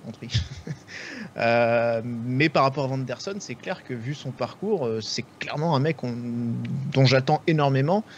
Et ouais, sur ce début de saison, il y a son carton rouge à Lens, contre Lens. Voilà, son début de saison, il est très moyen. Contre 3, il se fait complètement enrhumer par, je sais plus, c'était Papiade, voilà, sur son couloir. Enfin, ça a été terrible défensivement. Donc ouais, pour l'instant, on retrouve pas le Vanderson rafraîchissant qu'on a vu arriver au mois de janvier. Donc on espère que qu'il va quand même corriger. Hein. Ça nous ferait, franchement, ça me ferait chier qu'au mois de juin, on soit encore à l'émission bilan et à se dire ouais, on va le mettre en déception. Ça ferait mal, ça. Tout à fait. Et enfin, pire joueur dans cette catégorie flop. Les auditeurs, Minamino à 30%, c'est terrible. Hein. Il est dans les 3 trucs, c'est dur quand même. Boadou 17%, c'était Jean Lucas l'année dernière. Et Boadou voté par Flo et Damien, Diatta pour Patrice et Adrien, Matazzo pour toi Quentin. Pierre est parti sur Vanderson, donc il est allé même au-delà de la déception lui. Et Arthur, Boris et moi-même, on reste sur Jean Lucas. Moi, très honnêtement, c'est quasiment la catégorie pour laquelle j'ai eu le plus de mal parce que j'ai pensé à d'autres mecs, genre à Gelson, mais je pense qu'on va pas assez suffisamment le voir pour vraiment le juger. Je pense que vraiment il part d'assez loin, alors que Jean Lucas est quand même plus proche dans la rotation. Donc de ceux qu'on va voir, on va dire des 15 joueurs qu'on va voir le plus, je pense que ça va être lui le moins bon de tous. Donc même si son début de saison est correct, mais voilà, dans ce rôle de jouer 10-15 minutes, ça me va. Mais des fois, il va être titulaire, j'ai un peu plus peur. Donc moi, c'est pour ça que je suis parti sur ça. Boris, je sais pas si c'est pour les mêmes raisons, mais moi, c'est vraiment pour ça. Pareil, je vois Flo, Damien, vous êtes sur Boadou. Et encore une fois, je peux complètement le comprendre. Et je pense qu'on va tellement peu le voir que j'ai pas envie de le mettre là-dedans. En fait. J'étais plutôt effectivement là-dessus, même si plus le temps passe, plus je me dis que Lucas et Matazzo, on va vraiment les voir qu'en cas d'extrême nécessité. Hein. J'ai l'impression que la doublette, là, elle est tellement bien installée, mais dans l'absolu, oui, je suis resté fidèle à mon Jeannot, qui est quand même pour moi d'assez loin. Alors Minamino... Ton joueur du mois d'août, on le rappelle. Ouais, depuis la bonne surprise du mois d'août. Depuis, c'est invariablement une catastrophe. Donc, on aurait dû faire l'émission prono à ce moment-là l'année dernière. Il aurait été meilleur joueur, meilleur recrue. Il est pas mal. Hein. Là, ce mois-ci aussi, c'était pas trop mal au mois d'août. Toujours aussi nul. Je crois. Ça n'a pas été bon quand il était titulaire. Ça a été mieux quand il est rentré. Mais ouais. Bref, Boris. Mais voilà, donc oui, dans l'absolu, il est mauvais. Il aura forcément quand même du temps de jeu parce qu'à un moment donné, les deux là au milieu, avec Camara qui prend un jaune par match à peu près, ça va finir par retourner un petit peu. Mais ouais, non, il est tellement mauvais, Jean Lucas, que j'ai voté pour lui. Mais t'as raison, il y a tellement de candidats potentiels là-dessus. Ce qui est pas facile à deviner, c'est qui va avoir du temps de jeu et va être nul. Et c'est un combo qui est pas si évident. Donc voilà, je suis parti sur une valeur sûre. Un mec dont moi je suis sûr qu'il serait nul. Quentin, toi c'est pareil. Bon, c'est vrai qu'au milieu de terrain, on reste sur le milieu parce que c'est Matazzo. L'autre rotation possible des deux. Moi je pense que Jean Lucas part un petit peu devant, surtout quand même pour le coup Matazzo a vraiment eu un mois d'août lui très compliqué. On l'a vu vraiment pas au niveau en Coupe d'Europe et ça nous a coûté très très cher. Donc toi t'es parti sur lui en pire joueur. Pour le coup c'était celui que j'avais le plus proche de Jean Lucas, mais encore une fois je restais sur ce même secteur de jeu et ça me fait un petit peu peur du coup. Pour le coup c'est plus un pari je trouve de parler de Matazzo quand même parce que c'est un jeune joueur, il peut encore vraiment progresser et voilà, on sait jamais, hein, il a toujours peut-être un potentiel, hein, enfin, voilà. C'est quand même un mec qui est jeune, pas comme Jean Lucas du coup. Et ouais, Jean Lucas, on sait un peu de quoi il est capable. Il a déjà joué dans d'autres clubs de Ligue 1. On l'a vu jouer un petit peu même au début de saison. Bon, quand il joue au soleil, ça va pas trop quoi. Il est pas comme Adrien, il aime pas être sous l'effet des projecteurs. Voilà. Mais non, mais Matazzo, ouais, c'était un peu déjà une déception depuis l'année dernière, je trouve. On le voit plus trop et quand on le voit, c'est pas ouf. Et c'est pour ça que je mise un peu sur ça, c'est que je me dis, on va le revoir, comme disait Boris. Il y a des moments de la saison où on va être amené à le revoir. On va même peut-être lui donner un peu de responsabilité dans des petits matchs. Peut-être en fin de phase de groupe de Ligue Europa ou en Coupe de France, peu importe. Tout ce que je pense, c'est que Matazzo va jamais se mettre en lumière, en tout cas quand il va rentrer, et qu'au final, on va être plus déçu qu'autre chose. Voilà, j'avoue que je pense qu'on va pas le voir autant qu'un Jean Lucas aussi, mais j'ai l'impression que Jean Lucas peut nous sortir des meilleures performances. Après, je vais pas Lyon ou des trucs comme ça, quoi. Non, mais on est d'accord, mais Des c'est pour mecs ça que qu'on voit pas, c'est pour ça que je l'ai pas mis Gelson, qui je pense a quand même une belle tête de pire joueur, mais oui, non, mais je dis pas qu'il peut pas jouer, mais déjà là il joue pas des masses et il n'y a pas Folland. Et Minamino est complètement à la cave. Alors pour le coup, Minamino joue, mais si on pense que Folland va quand même revenir à un bon niveau, Minamino, on peut espérer quelque chose. On joue plus avec des ailiers. Il reste plus grande place quand même, je pense, pour Gelson. Et je pense que c'est quand même plutôt une bonne nouvelle pour tout le monde. Alors Boadou, on en parlera après parce qu'il y a carrément une question spécifique sur lui. Mais on va donc passer à la dernière partie, les questions un peu plus en vrac. Bon alors... on va faire un 2 d'un coup et je suis désolé d'avance. Clément maintenu, Mitchell maintenu. Oui pour les auditeurs à 83% pour Clément, 77% pour Mitchell. C'est également l'avis de tout Radio Diagonale et c'est pour ça que je suis désolé. On est parti pour 20 minutes de solo. Damien a mis Clément et Mitchell out à mi-saison. Si vous voulez aller prendre un café, prendre une douche, c'est maintenant. Damien, c'est ton moment. Enfin, c'est ton 5e moment. Paris. Ah, c'est parti. Non, écoute, alors j'explique ce choix. Déjà, bon, on avait tous voté à 99% pour Kovac va rester l'an dernier. Vas-y. On s'est pris une bonne branlée. On est d'accord, c'est vrai que l'année dernière, voilà. On s'y attendait pas, c'est sûr. En fait, voilà, moi, ce que je vois, alors du coup, après le match de Lyon, là aussi, c'est un prono que je remets un petit peu peut-être en question.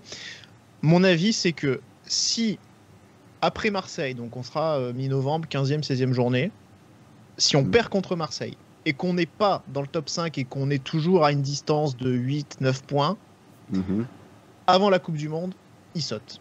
C'est vrai que là, on a un mois de pause. Ouais, c'est le moment de le faire. Bah, si oui, on est d'accord. Ce sera à ce moment-là. Voilà. On est d'accord.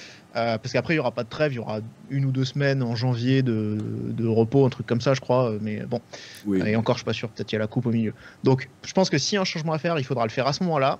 Et à mon avis, si on est comme ce qu'on reprochait à Kovac, enfin, en tout cas, les arguments qui avaient été annoncés, à savoir qu'on était loin du top 5, très loin du PSG, et qu'on n'était pas en lice, enfin, on semblait pas en lice pour la seconde place.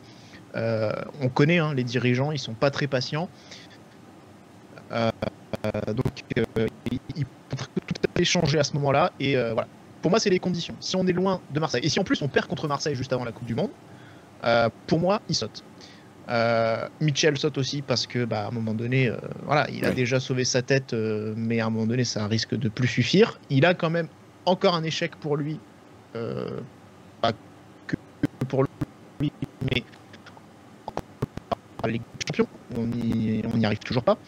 Donc je pense qu'à un moment donné, ça suffira. Et voilà, ça c'est mon prono. Si on arrive à remonter à 4-5 points, on va dire, de Marseille, en étant autour de la 5e place dans ces eaux-là, je pense que ça peut le faire et que ça va continuer. Mais s'il y a un trop gros écart à la 15e journée, à mon avis, ça saute. Ok.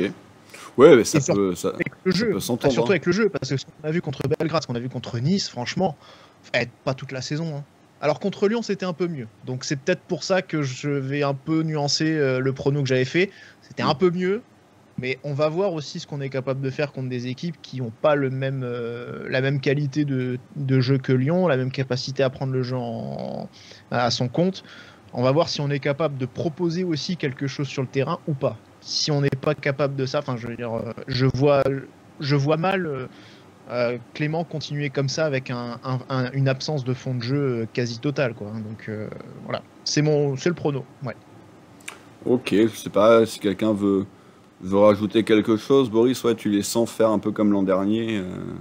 Si, comme l'a dit Damien, c'est ce scénario qui se passe, parce que. Ouais, mais j'ai mis des votes plutôt en cohérence finalement avec la saison que j'ai prédit plus tôt, c'est-à-dire je pense que maintenant la saison est plus ou moins lancée et que je vois plutôt quelque chose d'assez régulier maintenant, j'espère en tout cas quelque chose de pas autant cyclique que l'année dernière. Donc ils ont survécu au plus gros à mon avis en survivant et non pas en survécant à ce mois d'août. Paul Mitchell aurait dû présenter sa démission au lendemain de l'élimination contre le PSV, ça s'est pas fait là, donc à mon avis vu que je vois une saison maintenant correcte, lancée, je vois pas de changement en cours de saison. Je pense que mais après, c'est clair qu'avec notre cher président, on n'est pas non plus à l'abri d'une petite dinguerie. Comme je dis Damien, si à un moment donné, il s'est levé du mauvais côté du lit, ça peut recevoir une lettre de licenciement dans la journée, mais voilà, je miserai pas dessus quand même. Et puis, il faut pas oublier aussi l'Europe, hein, parce que l'année dernière, Kovac, pour le coup, l'Europe s'était très bien passé dans une poule quand même de haut niveau, en tout cas pour la C3. Donc le championnat l'avait malheureusement précipité pour lui dans le fossé. Là, il semble bien parti Clément en Coupe d'Europe. D'ailleurs, c'est vrai qu'on ne l'avait pas dit, je crois, mais c'était sa première victoire du coup en Coupe d'Europe avec nous. Ouais. Oui. Pour l'instant, il était sur 4 matchs très compliqués. Donc c'était sa première victoire. Donc peut-être que c'est le début d'une bonne série dans une poule, encore une fois, a priori plus simple. Mais c'est vrai que si en plus on est peut-être un peu mieux en championnat que l'an dernier, mais qu'on ne s'est pas qualifié en Europa League, ce qui paraît quand même compliqué, ça pourrait peut-être aussi rentrer en ligne de compte, mais voilà, essentiellement on le voit être maintenu. Mais peut-être que si les joueurs vont pas chouiner chez le président, ça peut jouer aussi. Ouais, a priori, il est quand même plus souple que Kovac sur le management. Pourtant, il fait aussi de la rotation. Alors, c'est un peu bizarre parce que l'an dernier, Kovac faisait de la rotation aussi parce que tu peux pas jouer tous les 3 jours non plus au mois d'août sans faire tourner. Ok, Roland Courbis. Non, mais là, en l'occurrence, c'est quand même assez réaliste. Hein. Mais non, mais il a l'air quand même de mieux parvenir à faire passer ces messages. Encore qu'on verra aussi, je pense que même si Ben Yedder n'est pas un cas à problème, on verra un petit peu la gestion de Ben Yedder aussi qui, si à terme ça devient pas quand même un sujet problématique récurrent, quoi. Ouais, c'est vrai que c'est quand même le capitaine, le leader de vestiaire, je sais pas, mais il y a quand même des chances. Donc ouais, c'est vrai que c'est rarement une bonne idée de se mettre à dos ce genre d'éléments dans un vestiaire, mais on en est a priori encore loin. En tout cas, on l'espère. Question suivante plutôt, c'est Boadou. Va-t-il partir à la mi-saison? Alors ça peut être seulement un prêt pour avoir du coup un peu de temps de jeu. C'est quand même ce que veut plus ou moins dire la question. Les auditeurs, vous êtes non à 69%, il ne partira pas. C'est également le choix d'à peu près tout le monde, sauf Pierre et donc toi Boris. Donc Boris, explique-nous pourquoi Boadou va, alors, je sais pas, c'est peut-être pas une vente, hein, mais être prêté en cours de saison pour avoir du temps de jeu, je suppose tout simplement. Ouais, c'est ça, je suis assez pessimiste, effectivement. La situation a fait qu'empirer pour lui, avec l'arrivée d'Embolo, combiné à sa blessure en début de saison. On voit Jack Ben Yedder a du mal à avoir du temps de jeu s'il n'y a pas de blessure ou quoi. Devant, je ne le vois pas vraiment beaucoup jouer d'ici la Coupe du Monde, et même potentiellement par la suite. Donc, faudra faire à mon avis un choix à ce moment-là. Je pense qu'il aura bien compris qu'il a plus sa place. Est-ce que si on est encore qualifié dans toutes les compétitions, on voudra garder un peu de profondeur? Je pense que c'est presque contre-productif parce que bon, le mec il va pas se relancer comme ça en jouant une fois toutes les morts d'évêque. On a vu déjà l'an dernier qu'il avait du mal à enchaîner, qu'il a sûrement besoin de confiance. Donc voilà, je pense qu'à un moment donné, je vois bien la situation du prêt. Voir un club qui a envie de le relancer, tout simplement. Hein. Se présenter, à mon avis, ce sera la meilleure solution pour toutes les parties, en tout cas pour nous, pour lui. Et puis voilà, potentiellement un club peut-être de standing un peu moindre, dans un championnat un peu plus accessible pour remettre en confiance un attaquant. À mon avis, voilà, c'est un scénario que je peux imaginer. On reste sur le mercato hivernal, alors ce coup-ci dans le sens des arrivées. Vous avez demandé combien de recrues vous voyez lors de ce mercato. 77% pour 1 à 2 recrues, parce qu'on a quand même l'habitude de voir. C'est également le cas pour l'ensemble de Radio Diagonale, sauf, et je pense qu'il l'a fait exprès en fait pour avoir beaucoup de temps de parole, Damien, qui évidemment a mis 0. Donc Damien, explique-nous pourquoi 0 recrues. Alors du coup, je trouve que c'est pas logique, parce que si tu les vois partir, Clément et Mitchell, je pense que ça peut du coup s'accompagner directement avec des recrues. Tu vois, je trouve que les deux vont pas ensemble. C'est possible. Non, mais à mon humble avis. C'est une possibilité. Après, ça dépend. C'est toujours pareil, ça dépend où on va se situer. Est-ce qu'on est vraiment loin et est-ce qu'il y a vraiment besoin de faire beaucoup d'ajustements? Oui, mais même un nouveau coach qui arrive, il aime bien toujours arriver, ne serait-ce qu'avec 1 ou 2 mecs, tu vois. Enfin, ouais, après, qui va les recruter, quoi. Si t'as en plus Mitchell qui s'en va, je pense pas que t'es un directeur sportif tout de suite. Non, mais si t'as les deux qui s'en vont, qui va recruter? Si Mitchell aussi s'en va, qui va décider aussi de la stratégie sportive? À mon avis, ça va être compliqué, ou alors ça peut être effectivement des joueurs d'appoint pour. Non, ce que je vois plus à la limite, c'est si. Thierry Henry l'avait fait. Hein. Il s'était fait plaisir très vite. Ouais. S'il y a un coup à la Vanderson sur un joueur d'avenir, en fait. Après, Vanderson, c'est un peu exceptionnel parce que il s'est imposé tout de suite, ce qu'on n'attendait pas forcément. Mais c'est plus. S'il y a une recrue, pour moi, je vois plus ce genre de choses. Pour le reste, je pense que l'équipe est complète et que c'est aussi une raison pour laquelle Boadou va rester. Et donc, je vois pas de recrue, à mon avis, sur ce mercato. Non. Ok. Le schéma défensif maintenant. Alors, 3 défenseurs centraux ou 2 défenses à 4. Vous avez été 70% à être sur la défense à 3. On est parti pour ça. Je pense que depuis le début de saison, ça doit être équilibré en termes de match. Mais c'est vrai que par contre, la tendance est à cette défense à 3 axiaux. C'est également le choix pour Flo, Patrice, Adrien, Boris, Quentin et moi-même. Pierre, Arthur et donc Damien a choisi 4 défenseurs. Damien, je te soupçonne d'avoir voté après nous. Non, j'ai voté. En tout cas, j'ai voté avant Adrien, ça c'est sûr. Oui, mais il fait pas l'émission, donc c'est pas grave, tu vois. Mais non, mais du coup, je vais interroger Quentin.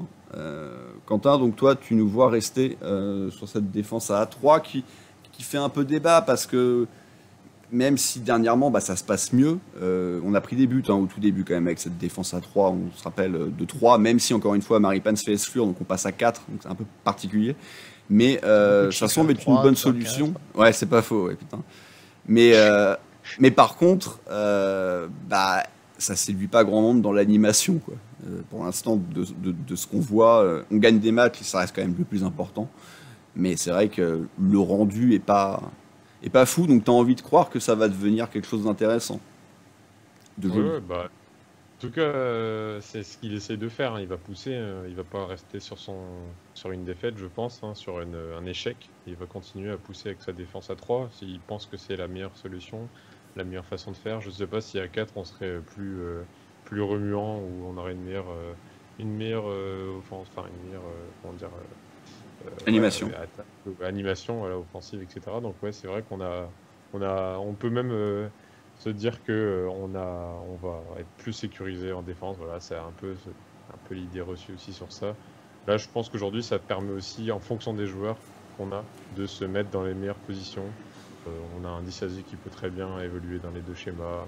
Pareil pour Badiachil, pareil pour Maripane. Sarr, j'ai l'impression que c'est aussi son cas. Donc je vois pas pourquoi on pourrait pas le faire. Et en plus, on a un Caio Henrique qui adore aller chercher les hauts du terrain, Vanderson aussi. Enfin voilà, je pense que c'est un peu un schéma qui nous convient, qui va nous convenir. Et on va rester là-dessus. On va pas faire comme a fait Peter Bosz hier. Mais voilà. Je suis assez d'accord sur ça, ouais, pour l'effectif qu'on a en fait, que ça soit à gauche ou à droite, je trouve qu'on a plus des pistons que des vrais défenseurs, que ce soit Caio, Jacobs, Vanderson et même Aguilar à Montpellier qui jouait dans ce schéma-là. Alors ça commence à remonter un peu, on est d'accord, mais qui s'en sortait plutôt bien. Il a même fait un petit peu avec Monaco lorsque Sidibé était ce fameux troisième défenseur il y a 2 ans maintenant. Ça renforce un peu l'axe où Fofana, Camara, oui, j'espère qu'on va les voir beaucoup, mais est-ce qu'ils vont vraiment tant pouvoir enchaîner que ça? Donc le fait d'avoir un joueur en plus, ça peut entre guillemets les reposer un petit peu pendant les matchs. Je trouve que nos ailiers sont quand même nos éléments les plus faibles, Diatta, Gelson, donc autant jouer plutôt avec des joueurs capables de jouer sur le côté, mais quand même un peu plus à l'aise dans l'axe, comme Golovin, comme Folland. On a vu Crépin hier, pour le coup il est plus ailier, mais voilà. Donc je trouve que par rapport à notre effectif, ça se scie très bien. Maintenant, on est quand même d'accord sur ce qu'on voit pour l'instant. C'est pas très emballant, mais l'équipe se remet d'aplomb. C'est ce que je disais après Belgrade. Le plus important, c'est essayer de prendre le moins de buts possible, repartir sur un bloc fort défensif, remettre les têtes à l'endroit. Et dans un second temps, on pourra commencer à parler de mettre du jeu, de mettre un peu de football en place. il faut pas mettre la charrue avant les bœufs. Au mois d'août, je pense qu'on s'est trompé et au final, on s'est fait sortir en étant loin d'être mauvais en plus face à Eindhoven, mais au bout du bout, on s'est pas qualifié. Et alors que les matchs là face à Belgrade, face à Nice, on s'est peut-être fait chier, mais ces matchs-là, on les a gagnés. Donc je pense que dans un premier temps, c'est important. Et puis évidemment, ça pourra pas durer comme ça toute la saison, mais je pense que c'est la base de tout ça. Enfin, petite dernière question. Je voudrais juste préciser un petit truc. Ouais, vas-y. En fait, contre Lyon, il y a quand même plusieurs phases où je nous ai vu défendre à 4 derrière. Donc j'ai l'impression qu'il y a un peu on va retrouver un peu comme Kovac. Le côté asymétrique. Ouais, un peu ce côté-là asymétrique qu'on avait vu avec Kovac il y a 2 ans. Donc à voir si c'est. Après, c'est vrai que là on parle plus de défense à 3 dans le sens où on a 3 mecs, 3 défenseurs axiaux. Voilà. Je pense que ça, à mon avis, ça va être assez serré entre les deux, mais que c'est plus un système, à mon avis, quand il s'agira d'aller presser, défendre en avançant face à des équipes comme Paris, contre Lyon, Marseille, des choses comme ça. Contre des Angers, ça, je vois plus un retour à une défense à 4, parce que ça dépendra aussi beaucoup, à mon avis, des mecs qu'on mettra devant. Et de pas forcément jouer avec une seule pointe contre Angers, Montpellier ou des choses comme ça. Je le vois comme ça. Dernière question, un peu une question à la con par rapport au début de saison. Il y a quelques saisons, c'était le nombre de pénaltys parce qu'on en mangeait dans tous les sens. Je crois quand même on avait même fait le doublé, pénalty, carton rouge. Là, on est parti sur les cartons rouges. Les auditeurs, quand même, 9 à 10 cartons à 33%. C'est juste devant 30% pour 7-8. Du côté de Radio Diagonale, essentiellement du 7-8. Flo, Boris, Quentin, Arthur, Adrien et toi, Damien. Et Patrice, Pierre et moi, on pense quand même que ça va se calmer parce qu'on est déjà à 3, si je dis pas de bêtises, et nous, on nous voit finir à 5-6. Bon voilà messieurs, on a fait le tour, on a parlé de quasiment tous les joueurs. Malgré tout, il en reste certains qui auront quand même beaucoup de temps de jeu, je pense, pour certains d'entre eux dont on n'a pas eu tout parlé. Alors Badiach, Filmari, Panaguilar, Folland, Gelson Martin, Akliouche, qui avait été cité par Patrice, mais Patrice n'ayant pas fait l'émission, on n'en a pas parlé, et Ismaël Jacobs. Boris, tu as envie de parler de quel joueur au milieu de tout ça, potentiellement dans quelle, pas catégorie parce qu'il ne l'a pas remporté, mais une surprise, une déception dans ces joueurs-là? Là, un nom qui a retenu mon attention, bizarrement, c'est Akliouche qui a eu la mauvaise idée de faire une bonne entrée contre Paris, et du coup, on l'a plus vu depuis. Ça a dû pas être trop suspect, c'était le mec il est rentré, oulala, non, ça devient intéressant là. Trop technique. On l'a pas vu depuis, voilà, on a tous pensé un peu du mal. Évidemment, l'idée étant pas de mettre déjà sur le piédestal un joueur aussi jeune qui a encore tout ça à prouver, mais de là à ce qu'il disparaisse complètement quand on voit le niveau en plus de la concurrence au poste. Voilà, surpris de pas le voir beaucoup depuis, et puis du coup ça incite pas forcément à le mettre dans les catégories où on aurait pu imaginer effectivement bonne surprise ou quoi. Donc très, très circonspect de ce que peut advenir de ce joueur. J'espère qu'il aura encore un petit peu sa chance, parce que voilà, il avait montré des choses, et même depuis qu'il a joué, il est encore loin du très très haut niveau, mais voilà, c'est plutôt prometteur. Donc j'espère, c'est plus un espoir là de mon côté, j'espère qu'il pourra avoir du temps de jeu, surtout si les mecs à son poste continuent à pas être convaincants. Quentin, toi tu pars sur quel joueur de cette petite liste? Moi, le nom qui m'a un peu frappé là, c'est Gelson Martins. C'est vrai que c'est on l'a évoqué un peu tout à l'heure, c'est vrai que c'est un joueur qui était quand même important ces dernières saisons, qui est là depuis un petit moment maintenant, et qui est aligné quand même ses 15, 20, je pense qu'il a fait 30 matchs la saison dernière, 30 matchs. Donc il était toujours là, il avait, on avait beau lui tomber dessus. Depuis le début de saison et même depuis un peu la fin de saison dernière, il s'éteint petit. C'est pas notre genre. J'ai l'impression qu'il s'éteint un peu finalement on le voit de moins en moins rentrer, on le voit de moins en moins aussi décisif, logiquement. Et forcément d'autres joueurs arrivent, d'autres joueurs vont prendre sa place. Et je crois qu'il va même arriver à la fin de son contrat. Peut-être que Damien le sait, je sais plus, mais ça va commencer à se profiler sur un départ, je pense, de ce joueur. C'est un peu dommage quand même. Finalement, ça fait un moment qu'on le demande, qu'on dit que ça va plus et qu'on aimerait bien le vendre quelque part. Mais ça m'évoque que c'est aussi une énorme déception, ce joueur, finalement, par rapport à sa demi-saison sous Jardim, là, où il revient, où il arrive en 8 matchs. Mais voilà. Oui. Oui. Et Damien, toi, tu as envie de parler duquel d'un de deux axes peut-être? Parce que c'est certainement eux deux qu'on va voir le plus dans ceux que j'ai cités. Ouais, justement, alors pas Maripane, parce que moi je suis comme Quentin avec Gelson, et comme avec Gelson aussi, j'aimerais bien qu'on s'en débarrasse assez vite. Alors, c'est peut-être un peu dur, je sais qu'il a encore quand même ses défenseurs, Maripane, mais bon, j'aime vraiment pas ce joueur-là. Non, plutôt Badiachil, c'est vrai, parce que je me rappelle que l'an dernier, je l'avais mis dans la meilleure progression.